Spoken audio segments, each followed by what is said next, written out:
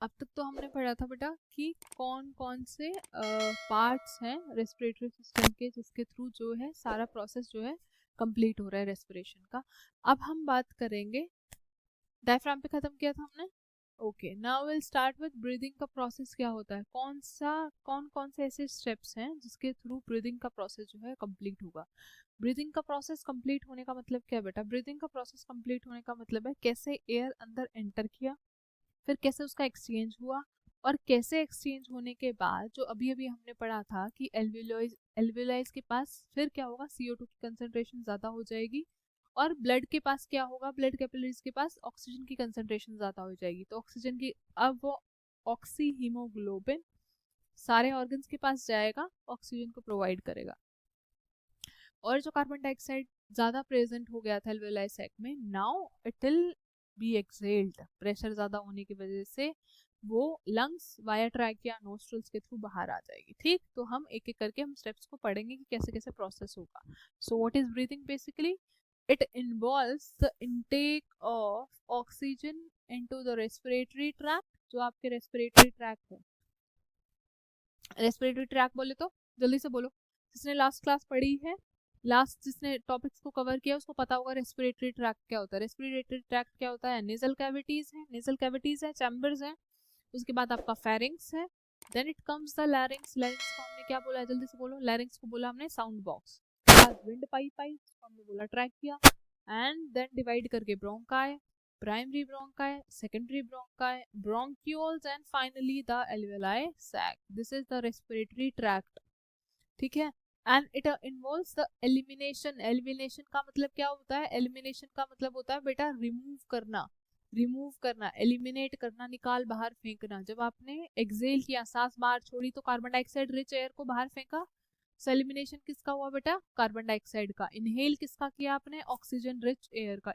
It is basically oxygen rich air, क्योंकि जब आपने इनहेल किया है, जब आपने सांस अंदर लिया है, तो आपने स्पेसिफिकली ऑक्सीजन को नहीं इनहेल किया है, आपने उसके साथ साथ जितनी भी सराउंडिंग में एनवायरमेंट में गैसेस प्रेजेंट थी, इनहेल के टाइम तो सब अंदर गई है ना बेटा, पर बाद में एल्वेलाई के जाने के बाद स्पेसिफिकली आपने ऑक्सीजन को एब्जॉर्ब किया है ब्लड ने। ठीक, so first step is known as inhalation. Inhalation का मतलब क्या है, ब्रीदिंग में 3 स्टेप्स हैं, इनहेल करना, एक्सचेंज होना और एक्सहेल करना। राइट, इनहेल करना, गैसेस एक्सचेंज होना, and then will exhale it, remove out कर देंगे हम। राइट, सबसे पहले हम देखेंगे इनहेलेशन के प्रोसेस में क्या होगा। बेटा यहाँ पे देखो, आपको 2 डायग्राम दिखाई दे रहे हैं, एक डायग्राम इनहेलेशन का है, एक डायग्राम एक्सहेलेशन का है। आपको पीपीटी प्रोवाइड कर दी जाएंगी, उस पीपीटी में भी आप इजीली जूम करके देख सकते हो। ये एरोज दी गई है बेटा, सबसे बाहर ही आपको दिख रहा है, मैंने अभी आप उसमें पढ़ाया था लास्ट क्लास में आपको, जब मैंने बताया था लास्ट टॉपिक में, मैंने जब आपको बताया था कि लंग्स के बाहर एक लेयर प्रेजेंट है, एक प्रोटेक्टिव लेयर में प्रेजेंट है, एक मेम्ब्रेन प्रेजेंट है, दिस इज दैट मेम्ब्रेन। ये व्हाइट रेड अल्टरनेट का दिखाई दे रहा है आपको, and this was known as pleura, pleural membrane. Lung की जो बाहर मेम्ब्रेन है that is known as pleural membrane, और we can say it pleura. Right, अब आपको ये इंटरकोस्टल मसल्स का जो मूवमेंट दिख रहा है, जो बाहर आपके रिब्स प्रेजेंट है, इसका मूवमेंट दिख रहा है। इनहेलेशन का टाइम पे देखो, इनहेलेशन का मतलब इनहेल कर रहा है, इनहेल करोगे, जस्ट ऑब्जर्व योरसेल्फ, जब आपने सांस अंदर लिया तो चेस्ट कैविटी बाहर आई, चेस्ट कैविटी बाहर आई, चेस्ट कैविटी बाहर, ये एरो जो बाहर दिखा रहा है, ये जो आउटवर्ड मूवमेंट है, ये आउटवर्ड मूवमेंट थोरेसिक कैविटी का है। ये आपको ये बताने के लिए है कि आपके इंटरकोस्टल मसल्स, आपके रिब्स का मूवमेंट भी आउटवर्ड होगा, आपके लंग्स अपलिफ्ट हो जाएंगे, उठ जाएंगे। जब वो उठे तो क्या हुआ, अंदर का प्रेशर क्या हो गया, थोरेसिक कैविटी का वॉल्यूम क्या हो गया, ज्यादा। जब वॉल्यूम ज्यादा होगा तो प्रेशर डिफरेंस होने की वजह से अब क्या होगा, आपने सांस अंदर लिया, और जब वो एयर सैक्स और वो जो बैलून्स हैं, वो बैलून्स यानी लंग्स ऊपर उठे, चेस्ट कैविटी बाहर आई, तो डायफ्राम जो पहले ऐसी शेप का था, पहले डोम शेप का था, ठीक है, अब क्या करेगा, धीरे धीरे डाउनवर्ड मूवमेंट करेगा और सीधा हो जाएगा, फ्लैट हो जाएगा। राइट, समझ में आई। जब आपने इनहेल किया, सांस अंदर लिया, तो थोरेसिक कैविटी बाहर मूव हुई, थोरेसिक कैविटी चेस्ट कैविटी बाहर मूव हुई, रिब्स का मूवमेंट आउटवर्ड मूवमेंट हुआ, चेस्ट का वॉल्यूम क्या हो गया, इंक्रीज हो गया। एयर क्या कर लिया आपने, इनहेल कर लिया, आपने एयर को इनटेक कर लिया, अंदर ले लिया, राइट। समझ में आई बात। तो जब आपने इनहेल किया, जब आपने ऑक्सीजन रिच एयर को इनहेल किया, सांस अंदर लिया, तो उस टाइम पर क्या क्या चेंजेस आए, यू शुड नो दैट। किसी भी पॉइंट में आपसे पूछ सकता है कि जिस टाइम पे आपने इनहेल किया, जिस टाइम पे आपने सांस अंदर लिया, उस टाइम पर इंटरकोस्टल मसल्स का, रिब्स का मूवमेंट आउटवर्ड हुआ कि इनवर्ड हुआ, डायफ्राम जो है वो फ्लैट हुआ कि डोम शेप हुआ। So during the process of inhalation chest cavity outward move करेगी, रिब्स का मूवमेंट आउटवर्ड, इंटरकोस्टल मसल्स का मूवमेंट आउटवर्ड, चेस्ट का वॉल्यूम, थोरेसिक कैविटी का volume increase, and diaphragm will be move downward resulting in it in flat position. Diaphragm क्या हो जाएगा बेटा, flattened. चलो लेट्स सी कैसे लिखा हुआ है। से it will B intake of oxygen rich air, correct, oxygen rich air का इनटेक होगा, जिसको हमने क्या बोला बेटा, इनहेलेशन। क्या बोला, इनहेलेशन। उसके बाद जो डायफ्राम है वो कॉन्ट्रैक्ट करेगा, कॉन्ट्रैक्ट करेगा तो डाउनवर्ड मूव करेगा, डाउनवर्ड मूव करेगा, जिसकी वजह से diaphragm will be comparatively flat. Can you see it. And in case of exhalation, जब आपने सांस बाहर छोड़ी तो you feel relaxed about it, आपने रिलैक्स फील किया। क्यों रिलैक्स फील किया, क्योंकि आपकी इंटरकोस्टल मसल्स, आपकी रिब्स अपनी जगह पर वापस आई, आपका लंग्स अपनी जगह पर वापस आया। जब लंग्स चेस्ट कैविटी वापस आई तो वॉल्यूम क्या हो जाएगा, डिक्रीज, राइट। वॉल्यूम क्या हो जाएगा बेटा, डिक्रीज। अब जिस flexible dome shape muscular structure की हम बात कर रहे थे, पहले तो इनहेलेशन के टाइम पे क्या हुआ, वो एयर बलून्स, वो वाटर फील्ड बलून, सॉरी, जो लंग्स हैं वो ऊपर उठे थे तो फ्लैट हो गया था। अब वो वापस पोजीशन पे आ गए, that means what, that means वापस से डायफ्राम क्या कर जाएगा, कॉन्ट्रैक्ट कर जाएगा, ठीक है। इनवर्ड मूवमेंट होगा इंटरकोस्टल मसल्स का, और ये क्या हो जाएगा बेटा, डोम शेप। क्या हो जाएगा, डोम शेप, राइट। ओके, सो डायफ्राम कॉन्ट्रैक्ट करेगा, मूव्स डाउनवर्ड, डाउनवर्ड मूवमेंट करेगा तो फ्लैटेंड हो जाएगा। अब यहाँ पर इंटरकोस्टल मसल्स जो हैं, जो कहाँ प्रेजेंट है बेटा, रिब्स के बीच में, वो भी क्या करेंगे, कॉन्ट्रैक्ट, कॉन्ट्रैक्ट करेंगे तो मूव करेंगे। Expanding the chest cavity, chest cavity, chest का जो वॉल्यूम है वो क्या हो जाएगा बेटा, इंक्रीज, वो आउटवर्ड मूव करेंगे, चेस्ट कैविटी क्या कर जाएगी, इंक्रीज। सो जो रिलेटिव प्रेशर होगा, रिलेटिव का मतलब क्या होता है, रिलेटिव का मतलब होता है जब हम किसी दो लोकेशंस के बीच में, फॉर एग्जांपल लंग्स के अंदर और बाहर एनवायरनमेंट के बीच में हम प्रेशर का कंपैरिजन करते हैं, तो किसी एक पर्टिकुलर कि एक प्रेशर के ऑर्गन के प्रेशर के बारे में जब हम बात करेंगे तो it will be a relative pressure, जब हम इसे किसी से बेसिकली कंपेयर करते हैं, कहाँ से कंपेयर किया, आउटसाइड एनवायरनमेंट से, राइट। सो जब हम कंपैरेटिव वैल्यू लिखेंगे प्रेशर की, so we call it as relative value, relative value of what, pressure. So relative pressure inside the lungs will decrease, pressure क्या हो गया, डिक्रीज हो गया।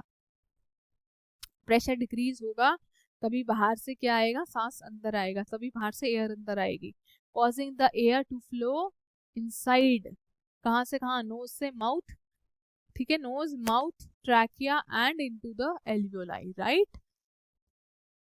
बेटा चेस्ट कैविटी इंक्रीज हुई है, प्रेशर कम हो रहा है, प्रेशर कम है, प्रेशर कम होगा तभी हवा का बाहर, high pressure to low pressure कोई भी गैस मूव करती है, राइट।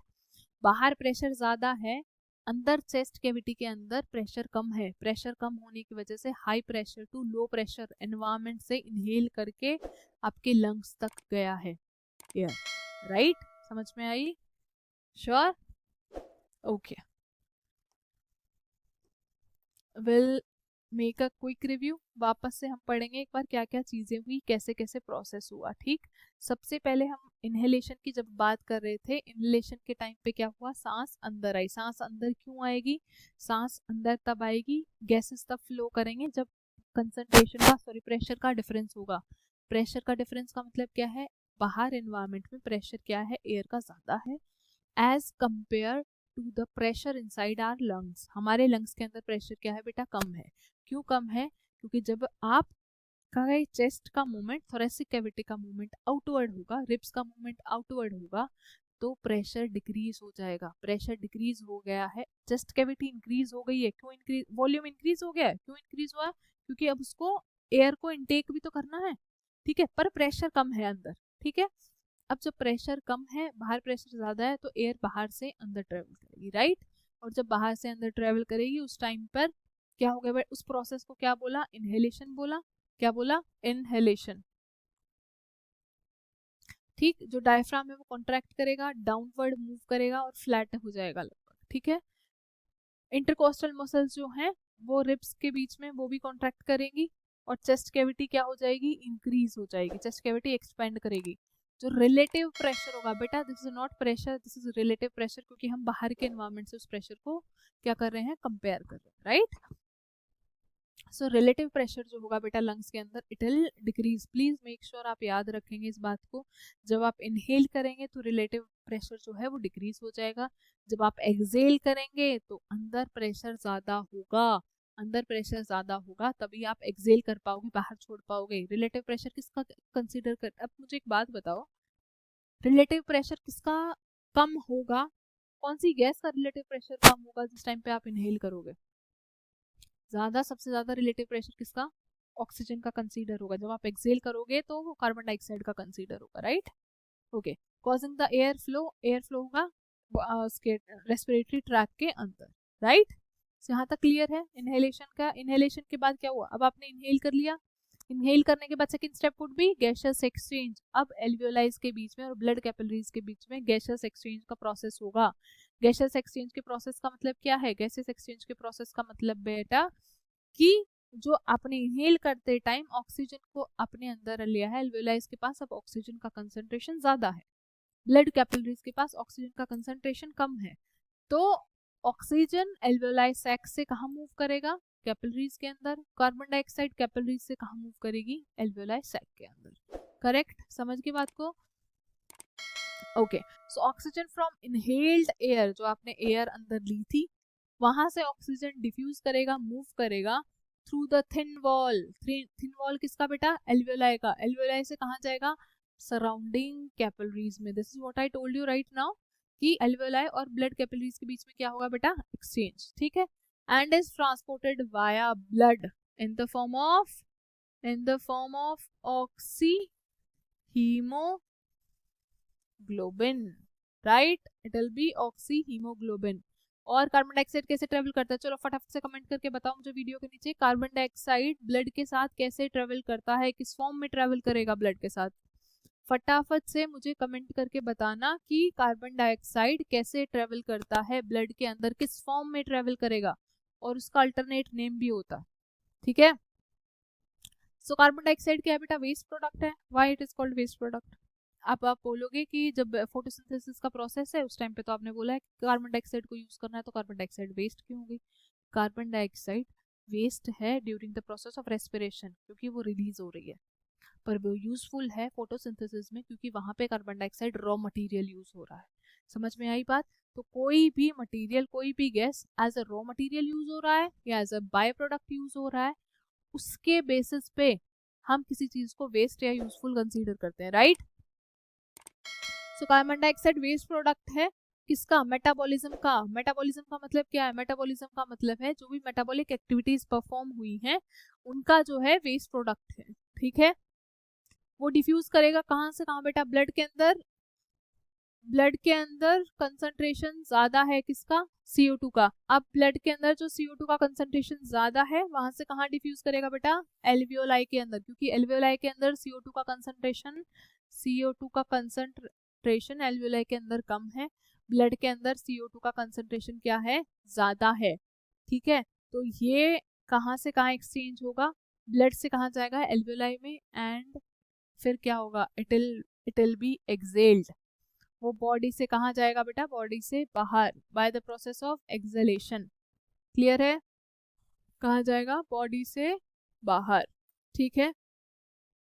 गैसेस एक्सचेंज का कंसेप्ट क्लियर हुआ बेटा? चलो उसके बाद में थर्ड स्टेप, ब्रीदिंग का थर्ड स्टेप क्या है? एक्सहेलेशन। एक्सहेलेशन में क्या हुआ? अब आपका डायफ्राम क्या हो जाएगा? रिलैक्स हो जाएगा। क्यों रिलैक्स हो जाएगा? क्योंकि आपका सारा पोजीशन पे आपकी जो चेस्ट कैविटी है वापस आ गया है, ठीक है। And it will move upward. Move upward का मतलब क्या है, वो वापस से क्या हो जाएगा बेटा, डोम शेप का हो जाएगा। कैसे हो जाएगा, dome shape. So the diaphragm will be flattened shape in case of during the inhalation process, but during the process of exhalation the dome shape of the diaphragm will be regained। ठीक है, dome shape क्या आ जाएगी, वापस आ जाएगी। Clear है बेटा। सो diaphragm will be relaxed, it will move upward and the intercostal muscles will be relaxed, क्योंकि अब लंग्स क्या है, चेस्ट कैविटी क्या है, वापस पोजीशन पे आ गई है। लंग्स क्या हो जाए, आपके intercostal muscles will be also relaxed, right? Okay, so it will reduce the chest cavity, reduce the chest cavity volume। क्यों, क्योंकि पोजीशन, सारे ऑर्गन्स अपनी पोजीशन पे वापस आ गए हैं। अब क्योंकि सारे ऑर्गन्स आपकी पोजीशन पे वापस आ गए हैं तो वॉल्यूम क्या हो जाएगी बेटा, डिक्रीज। स्पेस क्या हो जाएगा, स्पेस की अवेलेबिलिटी क्या हो जाएगी, कम, right. This increases the pressure. अब प्रेशर क्या हो जाएगा, लंग्स के अंदर ज्यादा हो जाएगा, प्रेशर ज्यादा हो जाएगा। बाहर सराउंडिंग में प्रेशर कम है तो क्या होगा, डिफ्यूजन के थ्रू प्रोसेस क्या होगा, गैसेस कहां से काम करेंगे, from the high pressure to low pressure. That means what, from inside the lungs it will move outside. Exhalation का प्रोसेस होगा। कौन सा प्रोसेस होगा बेटा, एक्सहेलेशन का, pushing out, pushing the air out through bronchi and the trachea and via nose, mouth and nose it will be moved out, right? समझ में आई बात। so we'll give a quick review about it। Question आपको यहाँ से क्या क्या आएगा, question आपको ये पता होना चाहिए कि जिस टाइम पे इनहेलेशन हुआ उस टाइम पे रिब्स का मूवमेंट कहाँ हुआ, उस टाइम पे डायफ्राम की पोजीशन में क्या चेंज आया, जिस टाइम पर एक्सहेलेशन हुआ उस टाइम पर रिब्स का मूवमेंट कहाँ हुआ, डायफ्राम की पोजीशन में क्या चेंज आया। जिस टाइम पर इनहेलेशन का प्रोसेस हुआ, सांस अंदर कैसे आएगा, सांस अंदर जब आएगा जब रिलेटिव प्रेशर अंदर कम होगा, डिक्रीज हो जाएगा। चेस्ट कैविटी बाहर मूव की है, वॉल्यूम इंक्रीज हो रहा है, चेस्ट का वॉल्यूम इंक्रीज हो रहा है, इंटरकोस्टल मसल आउटवर्ड मूव कर रही है, राइट। सांस अंदर जा रहा है, गैसेस एल्वियोलाई के पास ऑक्सीजन गया, कैपिलरीज के पास क्या ज्यादा था, कार्बन डाइऑक्साइड ज्यादा था। कंसंट प्रेशर डिफरेंस होने की वजह से गैसेस का क्या हुआ, एक्सचेंज हुआ। जब गैसेस का एक्सचेंज हुआ तो अंदर प्रेशर ज्यादा हो गया। किसका प्रेशर ज्यादा हो गया, CO2 के ज्यादा होने की वजह से चेस्ट के अंदर प्रेशर ज्यादा हो गया। चेस्ट के अंदर प्रेशर ज्यादा होने की वजह से now it will create high pressure, जिसकी वजह से it will be suppose to be moved out of the body. So via lungs, trachea, bronchi, everything the gas will move out. ठीक है, समझ में आया। Inhalation, gases exchange and exhalation, right. So this is the process of breathing. ठीक है, अब तक तो हमने पढ़ा बेटा ब्रीदिंग का प्रोसेस में क्या क्या हुआ, कैसे कैसे प्रोसेस हुआ, कौन कौन से ऑर्गन्स इन्वॉल्व हुए, ठीक है, कौन कौन से स्टेप्स इन्वॉल्व हुए। अब आपको ये पढ़ने की भी जरूरत है कि कौन कौन से डिजीज हैं, क्योंकि डिजीज से भी क्वेश्चन आ सकता है। कौन से हो सकता है, आपको सिम्टम से क्वेश्चन पूछ ले, हो सकता है आपको डिजीज से क्वेश्चन पूछ ले कि क्या है ना। तो ये बहुत कॉमन रेस्पिरेटरी डिजीज हैं जो जनरली पूछी जा सकती हैं। सो विल अंडरस्टैंड कि होता क्या है, there symptoms and there management. What do you mean by management. Symptoms का और मैनेजमेंट का मतलब क्या होता है। सिम्टम्स का मतलब है वो चीजें, वो ऐसे चेंजेस जिनको स्टडी करके डॉक्टर आपको ये ब्रीफ कर पाएगा, आपको ये बता पाएगा कि कौन सी बीमारी है। That will be known as symptoms. Management का मतलब है उसको रोकने के लिए, उसके सिम्टम्स को कंट्रोल करने के लिए, उस बीमारी को फैलने से बचाने के लिए आपको क्या मेडिकेशंस मिली, आपको क्या दवाइयाँ मिली, क्या आपको प्रोसीजर को फॉलो करना पड़ा, या किन किन चीज़ों का ध्यान रखना पड़ा। Okay, all right. So first will talk about asthma. एक कॉरोनिक कंडीशन है जो कैसे अराइज हुई, ड्यू टू इन्फ्लेमेशन। इन्फ्लेमेशन का मतलब होता है swelling. Okay, I have another question for you people. हमने जब टाइप्स ऑफ WBCs को स्टडी किया था, हमने दो तरीके की WBCs पढ़ी थी, ए ग्रैनुलोसाइट एंड ग्रैनुलोसाइट। उनमें हमने एक ऐसे टाइप के सेल्स पढ़े थे जो इन्फ्लेमेशन कॉज कर रहे थे। ठीक है, जो इन्फ्लेमेशन करके आपको ये बता रहे थे कि कोई भी अननोन बैक्टीरिया या माइक्रो ऑर्गेनिज्म है that has entered in your body and it is causing the side effects of it. ठीक है, अब ये इन्फ्लेमेशन के लिए के टाइम पे कौन से सेल्स का कंसंट्रेशन ज्यादा होगा, कौन से WBCs के टाइप ऑफ सेल्स का कंसंट्रेशन ज्यादा होगा, ये आज आप मुझे कमेंट करके बताओगे, बिकॉज ये टॉपिक हम ऑलरेडी कवर कर चुके हैं। और जो टॉपिक हम ऑलरेडी कवर कर चुके हैं, जिनको हमने आपको डिटेल में बताया है, उनसे क्वेश्चन कैसे अराइज होंगे वो भी बताया है। So we expected from you people कि आप उसको अच्छे से कवर करें। You have recordings of it, आप उसको मल्टीपल टाइम्स देख सकते हो, आप उसको चलते फिरते मेट्रो में जाते हुए कहीं ट्रेवल करते हुए सुन सकते हो, ठीक है। ये जो टॉपिक्स आप कवर कर चुके हैं, आपने शॉर्ट नोट्स बनाए हुए, you can give a quick revision of it. समझ में आ रही है बात? क्वेश्चंस अटेम्प्ट कीजिए, रिवाइज कीजिए, जब तक रिवाइज नहीं करोगे, क्वेश्चन अटेम्प्ट नहीं करोगे, it won't be helpful for you, ठीक है। चलो अब आप मुझे फटाफट से कमेंट करके बताओगे मेरे क्वेश्चन को याद रखना कि कौन से ऐसे सेल्स हैं जो इन्फ्लेमेशन के टाइम पे रिलीज होते हैं, कौन से इन्फ्लेमेशन करने में के लिए रिस्पॉन्सिबल हैं। समझ में आ रही है बात? डन। सो इन्फ्लेमेशन हुआ यानी जो रेडनेस आती है, ठीक है, बल्जिंग आउट होता है स्किन पे। Till be narrowing of airways, जो ट्रैकिया ट्यूब्स हैं वहां पे नैरो हो जाएंगे, उनका जो साइज है वो रिड्यूस हो जाएगा, साइड्स रिड्यूस हो जाएगा, तो आपको ब्रीदिंग में क्या होगी, प्रॉब्लम होगी, आपका ब्रीदिंग रेट बहुत जल्दी क्या हो जाएगा, फास्ट एंड अप हो जाएगा, राइट? समझ में आ रही है बेटा बात? So it will cause difficult in breathing, आपको सांस लेने में दिक्कत होगी, क्योंकि जो पैसेज पहले इतना इतना होता नहीं है, पर इतना, अगर for example this was the passage and air was blowing from this passage, अब वो रिड्यूस हो गया, अब वो रिड्यूस हो गया तो ब्रीथिंग में डिफिकल्टी होगी। जैसे ब्लड कैपिलरीज का अगर साइज रिड्यूस होता है, it will result in heart attacks, heart attack आ जाता है ना, हाँ बहुत बढ़िया, हार्ट अटैक आते हैं ना, टेंशन ज्यादा लेते हो, उल्टी फुल्टी चीजें ज्यादा खाते हो, ज्यादा ऑयली फूड खाते हो, कोलेस्ट्रॉल हाई हो जाता है, क्लॉग्स हो जाते हैं, ब्लॉकेज हो जाता है। So it will result in difficulty in breathing, आपको सांस लेने में दिक्कत होगी ना, पैसेज अगर रिड्यूस हो गया, अमाउंट ऑफ एयर का रिक्वायरमेंट तो उतना ही है, बट अब स्पेस की अवेलेबिलिटी कम होगी तो ब्रीथिंग में प्रॉब्लम होगा, ठीक है। वीजिंग हो रही है, वीजिंग का मतलब क्या होता है, वीजिंग का मतलब होता है, सी बहुत कॉमन लैंग्वेज में ऐसा बोलते हैं कि जिस टाइम पर आप सांस ले रहे हो उस टाइम आपकी चेस्ट से आवाज आती है, घर घर की है जो आवाज आती है ड्यूरिंग द ब्रीदिंग। आप सोते हुए भी कर सकते हो ऐसा, कि कई बार ऐसा होता है कि नाक बंद होती है, सांस लेने में प्रॉब्लम होती है, उस टाइम भी चेस्ट से कोल्ड हुआ होता है, उस टाइम पे भी ऐसे आवाज आती है ना, तो that is known as wheezing, right. और कफिंग होगी, ये सिम्टम्स है, उसके पता लगेगा। It will trigger allergens and another respiratory infections also. Allergens को ट्रिगर करने का मतलब है किसी चीज को इनिशिएट करना, एक चीज हो रही थी उससे दूसरी इन्फेक्शन भी क्रिएट हो सकता है। अगर आपका रेस्पिरेटरी ट्रैक्ट अब प्रोन है, उसमें स्पेस नहीं है, उसमें प्रोटेक्शन नहीं उतना, तो कोई भी माइक्रोब्स आपको इजिली, कोई भी माइक्रो ऑर्गेनिज्म आपको इजिली अटैक कर सकता है, ठीक। सिम्टम्स क्या है? शॉर्टनेस ऑफ ब्रीथ, आपको सांस लेने में दिक्कत होगी, ठीक है, फटाफट फटाफट छोटी छोटी सांसें आने लग जाएंगी आपको, ठीक है।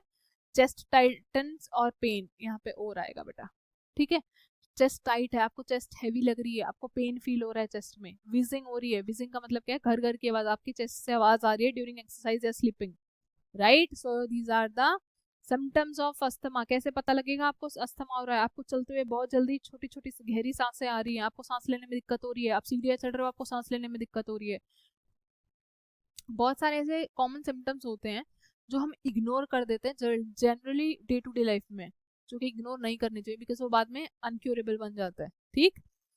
मैनेजमेंट क्या है? It is not curable, see it is not curable disease. Curable, not curable का मतलब है इसका कोई इलाज नहीं है, एक बार अस्थमा हो गया तो हो गया, आप बस मेडिकेशन पे रहोगे, आप बस दवाइयों पे रहोगे, और आप अपनी लाइफ साइकिल को बस इंक्रीज कर रहे हो आर्टिफिशियली, ठीक है। आप जब तक दवाइयां लेते रहोगे, तब तक आप पंप लेते रहोगे, जब तक आप इनहेलर लेते रहोगे, तब तक आपकी चीजें ठीक रहेंगी, right. Okay, so corticosteroids are being provided, asthma के लिए कॉर्टिकोस्टेरॉइड्स प्रोवाइड किए जाते हैं, ब्रोंकियोडायलेटर्स प्रोवाइड किए जाते हैं। ब्रोंकियोडायलेटर्स का मतलब क्या है? सी दवाई आप नाम पढ़ के भी ना बेसिक कॉमन सेंस लगा के उसको यूज कर सकते हो कि कहाँ का क्या सिम्टम होगा। ब्रोंकियोल्स आपने पढ़ा, लंग्स का पार्ट है, सो आपको ये पता लग जाएगा कि रेस्पिरेटरी डिजीज से रिलेट करता है। आप ऑप्शन को एलिमिनेट भी कर सकते हो, आप ऑप्शन को सिलेक्ट भी कर सकते हो, डिपेंडिंग ऑन द फैक्ट की क्वेश्चन क्या पूछा हुआ है आपसे, right. Okay, so bronchio is bronchiole से रिलेटेड होगा, so that means it is related to the breathing और respiratory system.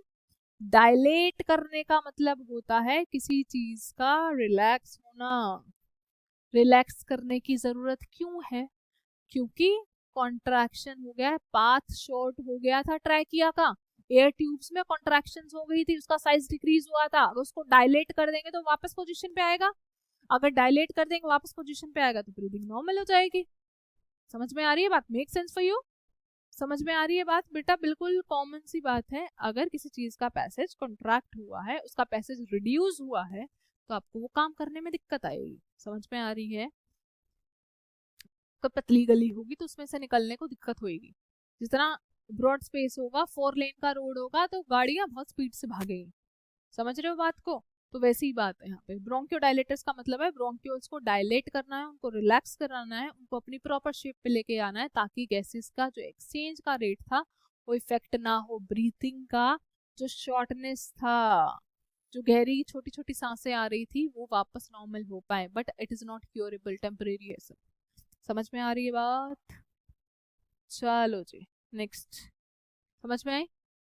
So next is chronic obstructive pulmonary disease. Pulmonary word is related to arteries, blockage है उसमें, problem आ रही है। ठीक है, चलो।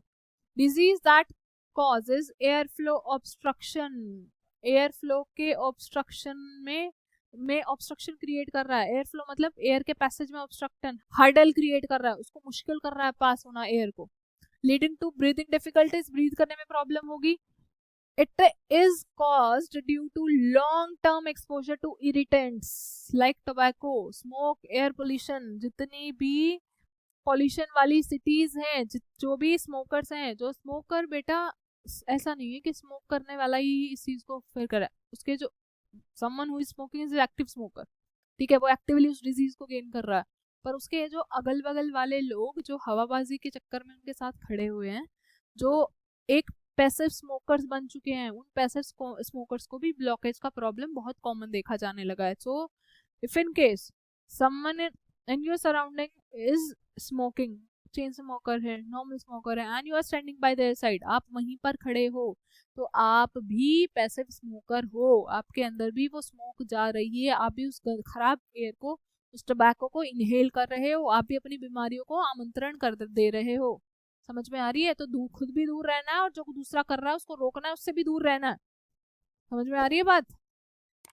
Okay, so symptoms of it is noisy breathing. आप जब सांस लोगे तो आपको आवाज आएगी, आपको डिफिकल्टी के साथ साथ आवाज भी आएगी, आपकी ब्रीदिंग के प्रोसेस डिफिकल्ट हो जाएगा।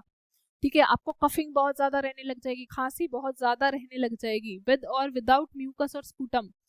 स्पूटम का मतलब होता है आपको म्यूकस रिलीज हो रहा है, जो थूक निकल रहा है, जो बलगम जो आ रहा है वो। Shortness of breathing, see shortness of breathing will be a common symptom. If you are facing it you should go to doctor. किसी भी रेस्पिरेटरी डिजीज में शॉर्टनेस ऑफ ब्रीथ, सांसें छोटी छोटी गहरी सांसें आना, बहुत जल्दी सांस चढ़ जाना कॉमन है। ठीक है, कोई भी आप फिजिकल एक्टिविटी कर रहे हो, कोई भी आप एक्सरसाइज कर रहे हो, आप वॉक कर रहे हो, उस टाइम पे आपको थकान फील हो रही है, आपको सांस लेने में प्रॉब्लम आ रही है, तो ये सब गड़बड़ है दया, गड़बड़ है। चलो ठीक है, okay. So it comes to management वाला पार्ट। मैनेजमेंट कैसे करना है? Quitting smoking. जो स्मोक करते हैं वो स्मोक करना छोड़ दे, जो पड़ोसी स्मोक करते हैं उसको भी छुड़वा दें। ठीक है, इनहेलर्स यूज होते हैं, पंप्स यूज होते हैं बेटा ब्रीदिंग के प्रोसेस को हेल्प करने के लिए। ऑक्सीजन थेरेपीज दी जाती हैं, क्योंकि आपकी बॉडी में ऑक्सीजन का अमाउंट प्रॉपर से इनहेल नहीं कर पा रहा है, आपके ट्रैकिया प्रॉपर से काम नहीं कर पा रहे हैं, आपके एल्वेओलाई सैक में एक्सचेंज नहीं हो पा रहा है ढंग से, तो ब्रीदिंग का प्रोसेस डिफिकल्ट हो रहा है। So you need oxygen. Breathing नहीं हो पाएगी प्रोसेस, ऑक्सीजन नहीं होगा तो सेल्स रेस्पायर नहीं करेंगे, रेस्पायर नहीं करेंगे तो एनर्जी नहीं होगी, एनर्जी नहीं होगी तो आपके बॉडी के फंक्शन नहीं परफॉर्म होंगे, आप लेथार्जिक फील करोगे, आप रेस्टलेस फील करोगे। समझ में आ रही है? थकान महसूस होगी। सो पल्मोनरी रिहैबिलिटेशन, रिहैबिलिटेशन का मतलब क्या होता है? रिहैबिलिटेशन का मतलब होता है ऐसी एड प्रोवाइड करना जिससे आप इन सब प्रॉब्लम्स को क्योर कर सको, उनको ठीक कर सको। समझ में आ रही है बात? चलो चैप्टर पढ़ के ये तो जरूर सीख ही जाना, ये सब ह्यूमन सिस्टम जो आपको पढ़ाया जा रहा है वो क्यों पढ़ाया जा रहा है। ये सब सिस्टम आपको इसलिए सिर्फ एग्जाम के पर्पज से नहीं, आपको खुद से भी पता लगे कि मेरी सराउंडिंग में क्या हो रहा है, मैं ऐसी हैबिट्स कौन से तरीके से ऐसा क्या कर रहा हूँ जिससे कुछ गड़बड़ तो नहीं हो रही, जिससे मैं अपने आप को या अपनी सराउंडिंग में किसी को हार्म तो नहीं पहुंचा रहा हूँ। समझ में आया? आप अगर आप स्मोक कर रहे हैं तो आप खुद की नहीं पड़ोसी की भी जान खतरे में डाल रहे हो।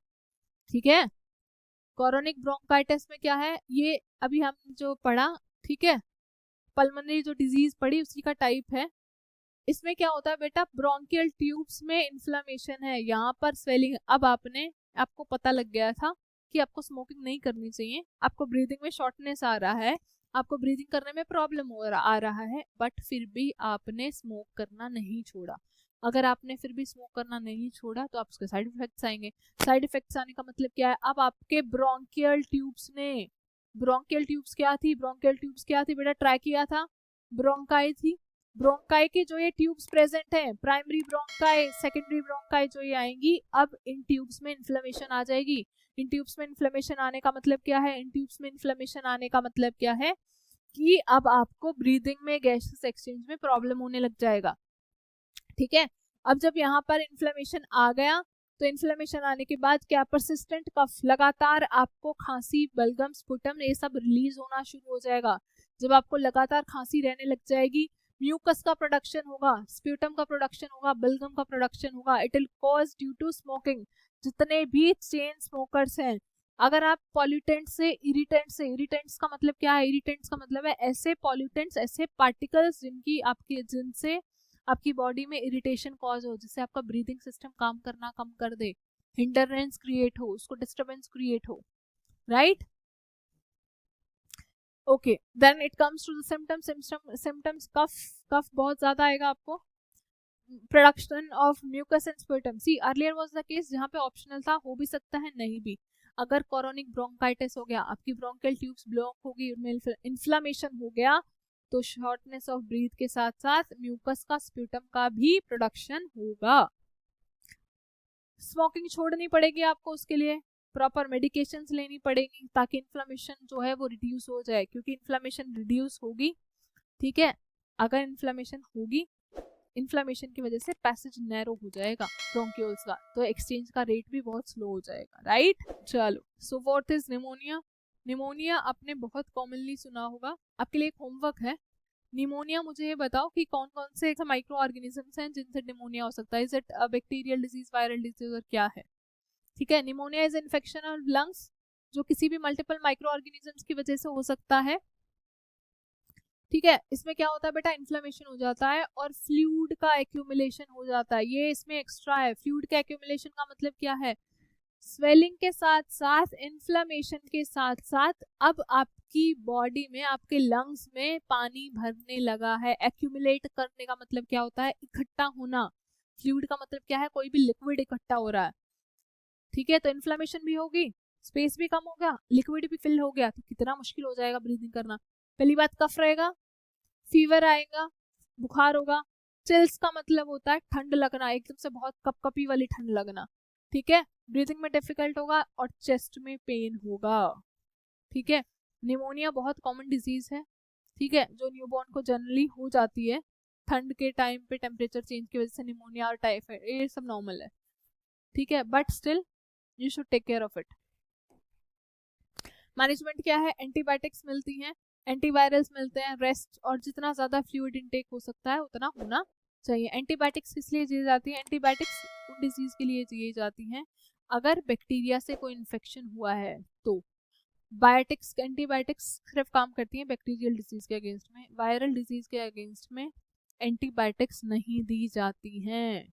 समझ में आ रही है बात? Okay, so next is TB. TB is specifically एक बैक्टीरियल डिजीज, बैक्टीरियल इन्फेक्शन है। किसी क्वेश्चन में आपको पूछ लिया जा सकता है कि इनमें से अलग अलग डिजीज गिवन है, उसमें से कौन सी ऐसी डिजीज है, फॉर एग्जाम्पल टाइफाइड बोल दिया, टीबी बोल दिया, डेंगू बोल दिया, मलेरिया बोल दिया। आपसे भी पूछा जाता है इनमें से कौन सी डिजीज है जो वायरल है, कौन सी डिजीज है जो प्रोटोजोआ से हो रही है, ठीक है, तो ये आपको पता होना चाहिए, हम पढ़ेंगे, ठीक है। बैक्टीरियल इन्फेक्शन है जो कि एक माइकोबैक्टीरियम ट्यूबरक्लोसिस से होता है। किससे होता है? Mycobacterium tuberculosis. आइए, बैक्टीरिया का नाम है, प्लीज माइकोबैक्टीरियम का नाम याद रखिएगा, इंपॉर्टेंट है।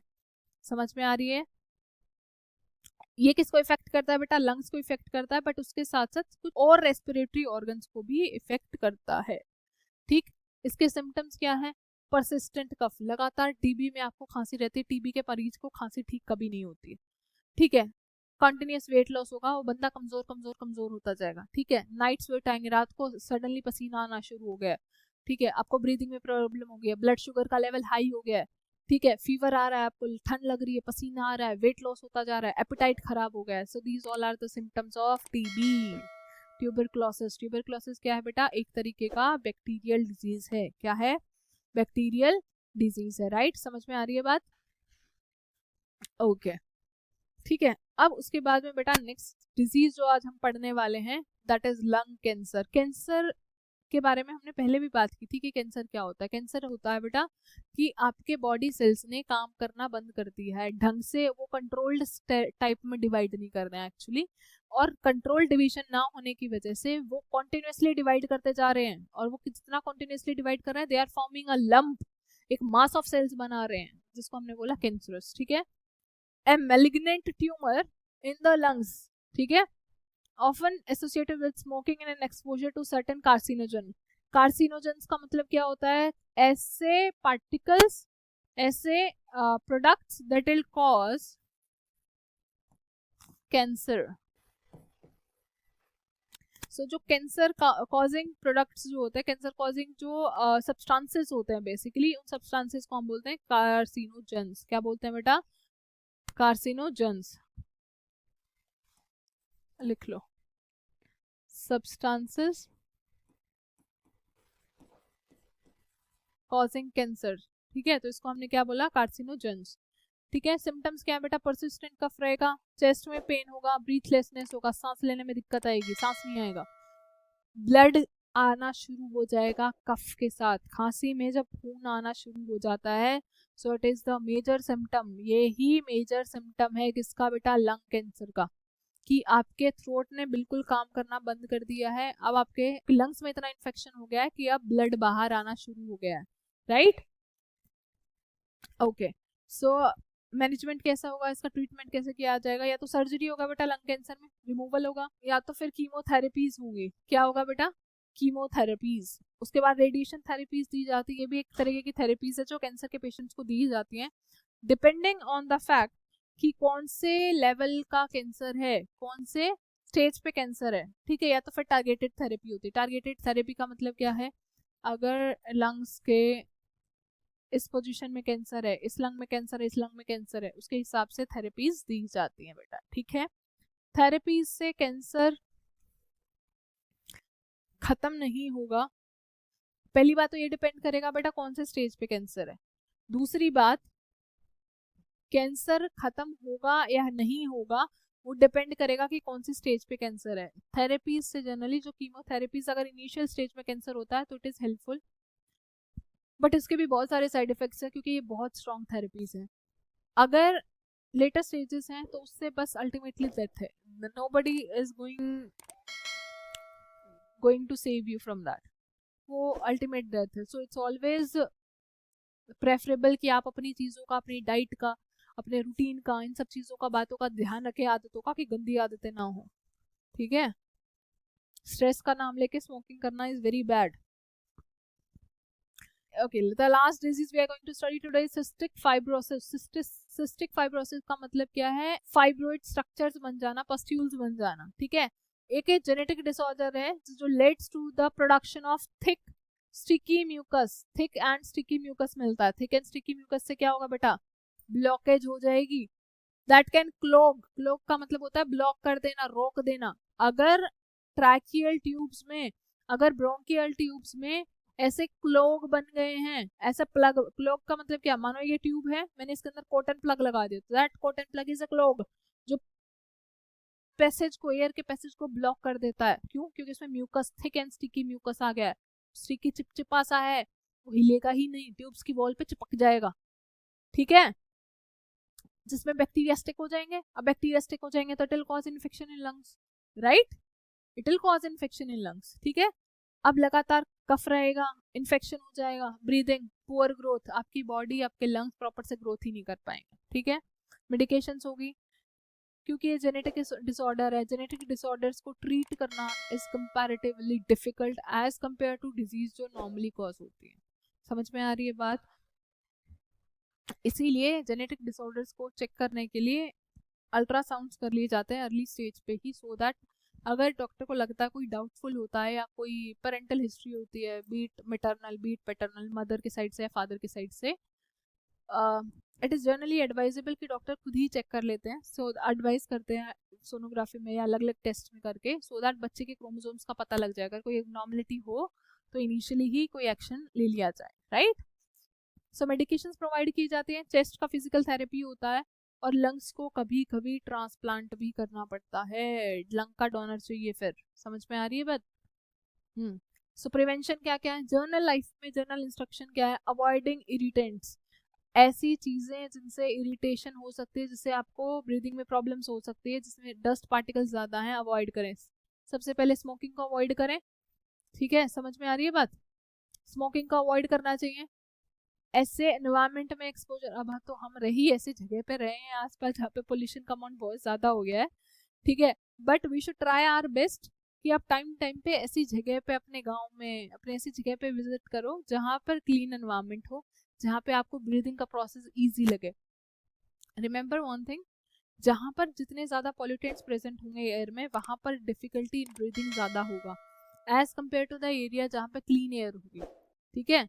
तो क्लीन एयर में एनवायरमेंट पॉल्यूटेंट्स कम हो, वहाँ पे रहना चाहिए, इसलिए मास्क वगैरह पहन के जाएं अगर इनके साथ बाहर जा रहे हो तो, क्योंकि पोल्यूशन बहुत ज़्यादा है, व्हीकल्स बहुत ज़्यादा है।